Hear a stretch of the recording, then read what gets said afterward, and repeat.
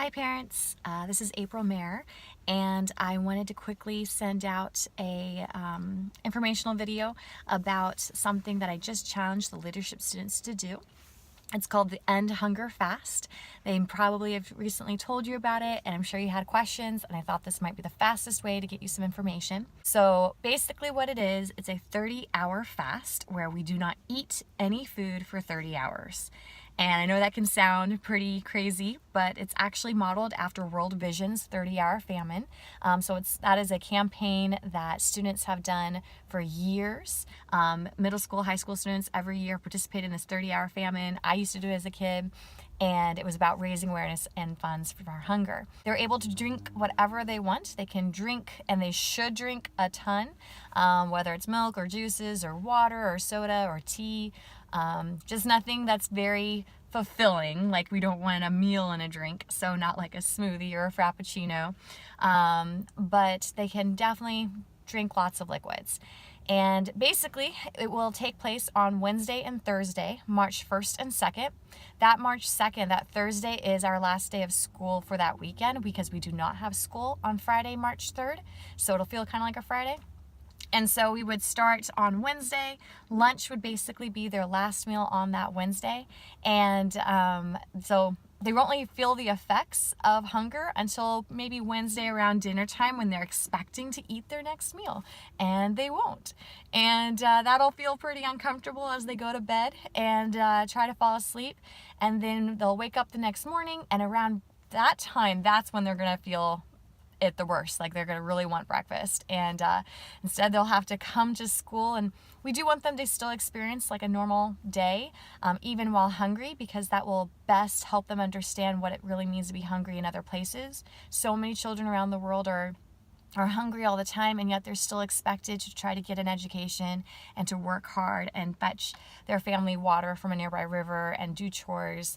And so they continue to live. They don't just sit aside, and they don't just sit and lounge when they're hungry. They still work hard. And so we're gonna have the students continue to go about their day hungry. And I've definitely warned the teachers so they know to expect them to be a bit hangry. They might be a little dazed.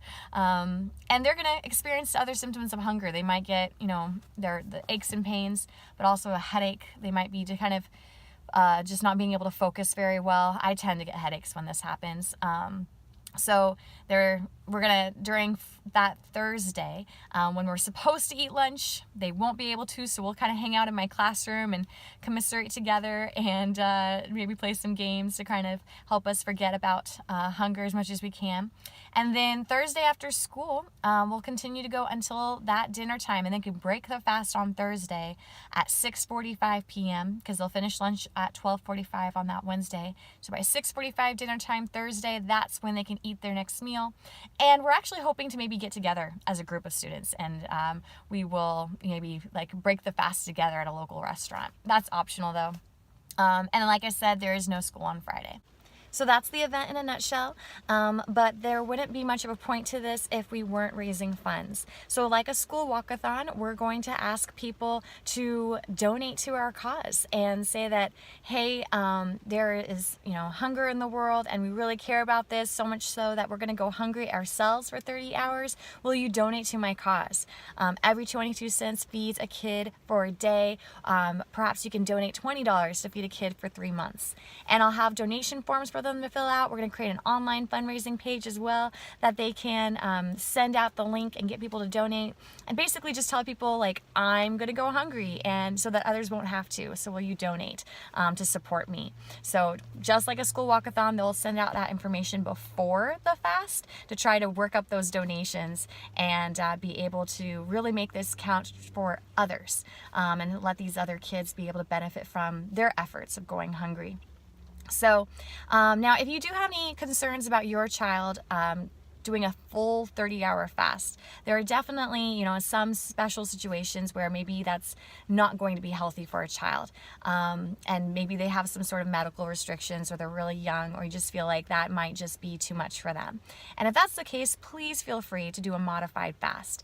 You know your child best, and you know exactly what they can handle, and so perhaps you want to consider doing modified by allowing them to do a shorter fast. Go 24 hours instead of 30. So that would be from lunch Wednesday to lunch Thursday, so they can eat lunch on Thursday. Another option is to allow them to have small, like minimal snacking. So they're still skipping the really big meals, but they're getting a snack here and there just to keep their, their sugar levels and energy up. As a type 1 diabetic, I completely understand how that can be really difficult to be able to do a full fast. I have been able to pull that off before, but sometimes if my own energy and sugar levels are low, I have to do a small snack here and there just to keep myself safe. So I definitely understand that. So I would love for you to be able to have that conversation with your child as to whether or not they should fully participate or consider another way of participating. And we get the fact that, certain dates on a calendar don't always work for everyone. Perhaps your child needs to do this fast on a different date or not do it at all because they're just not able to participate at that time. And in that case, they can just continue to help us raise awareness and funds by supporting the M&M campaign. So there's definitely different ways to get involved. So no pressure on that. We just wanted to be able to encourage the students as they wanted to be a part of this to have that opportunity. So if you have any questions or concerns, feel free to shoot me an email. I will definitely respond to that, or you can talk to me in person after school. All right, thank you.